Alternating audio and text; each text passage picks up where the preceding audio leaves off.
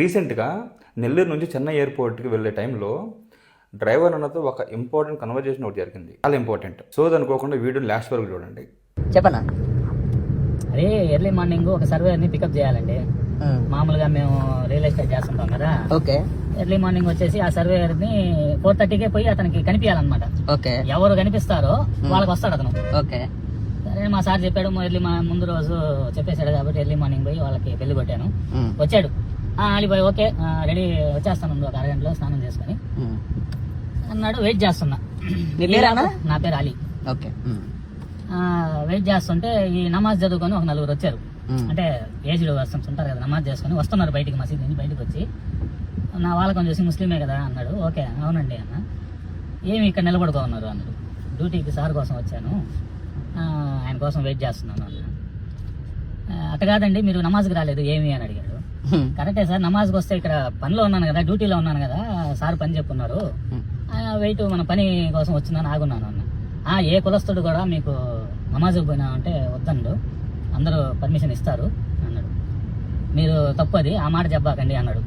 నాకు ఆడ మైండ్ ఇదైపోయి కరెక్టే సార్, ఈ రోజు ఇప్పుడు ఇతన్ని 4:30 పికప్ చేయాలి కదా, చూసుకున్నాడు వస్తున్నాను అన్నాడు. ఆయన వచ్చే టైంకి నేను నమాజ్కి వెళ్ళిపోయి ఉంటా. వచ్చేటప్పటికి ఆయన ఉన్నాడు. నేను కాల్ చేశానమ్మా నువ్వు లిఫ్ట్ చేయలేదు అంటే, యాక్చువల్గా నమాజ్కి పోయినప్పుడు సరే సైలెంట్ లో పెట్టుకుంటాం కదా ఫోన్స్. ఫోన్ లిఫ్ట్ చేయలేదు, నాకు వేరే వాళ్ళు వచ్చారు నేను వెళ్ళిపోయినాను అన్నాడు. మా ఓనర్ పోయి అదే చెప్పాను నేను, ఒక 10 minutes అటు పోయినాను, నమాజ్ టైం అయిపోయింది అటు పోయినాను, ఈ లోపల నేను వెళ్ళిపోయినాడు అన్నాడు. ఒకసారికి ఓకే, ఇట్లాంటి ఇంకోసారి జరగద్ది. సమ్ రిజిస్ట్రేషన్ అప్పుడు పోవాలా, నేను టక్క నమాజ్ టైం అయిపోయిందని వెళ్ళిపోయి ఉంటా. వీళ్ళు వచ్చి ఏడు అంటే నమాజ్ అయిపోయినా సరే పర్లేదులే అని చెప్పి ఒక 15 నిమిషాల తర్వాత మళ్ళీ వెళ్దాం రిజిస్టర్ ఆఫీస్కి. అర్జెంట్ రిజిస్టర్ తో చేయాలా.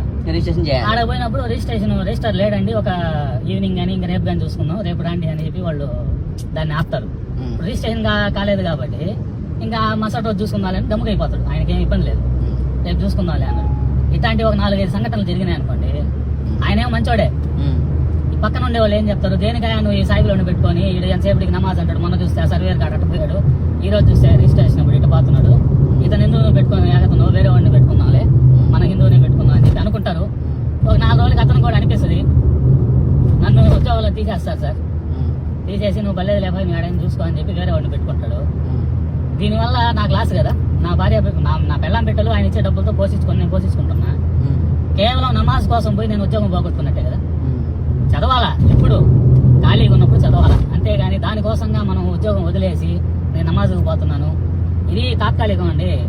పని వృత్తిని గౌరవించాలా, దాన్ని ప్రేమించాలా, దాన్నే మనకి అదే ఈవెన్ ఖురాన్లో కూడా అదే చెప్పున్నారు, ముందు ఇంటి దీపం అన్నాడు, తర్వాత మసీదుకి.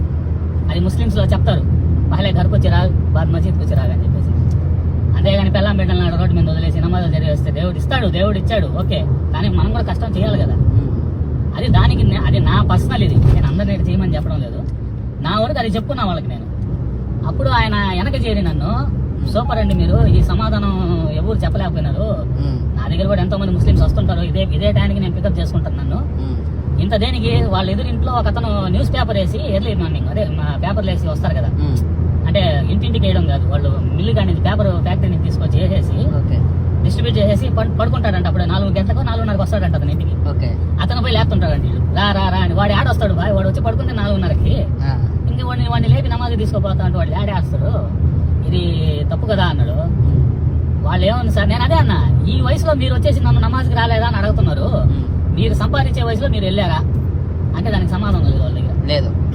అందువల్ల ఏంటంటే నా పర్సనల్ ఒపీనియన్ ఏంటంటే మన వృత్తిని ప్రేమించాలా, వీలైతే వెళ్ళాలా, దాన్ని పని వదిలేసి నమాజ్కి పోయేసి ఆ టైం గ్యాప్ అనేది నాకైతే ఇష్టం లేదు. అయితే అన్న నువ్వు నన్ను ఇప్పుడు చెన్నై డ్రాపింగ్ వస్తున్నావు కదా ఎయిర్పోర్ట్కి, అవును, మనం వెళ్ళేటప్పుడు ఎంత టైం పట్టుద్ది?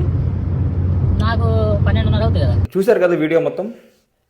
ఏ కులంలోనైనా ఏ మతంలోనైనా సరే ఫస్ట్ వర్క్ ఇంపార్టెంట్. వర్క్ తర్వాతే మనకి మతం కులం. అంతేగాని వర్క్ పక్కన పెట్టేసి ఫస్ట్ మా మతమే ఇంపార్టెంట్ అనుకుంటే ఫ్యామిలీని ఎలా పోషించుకుంటాం మనం?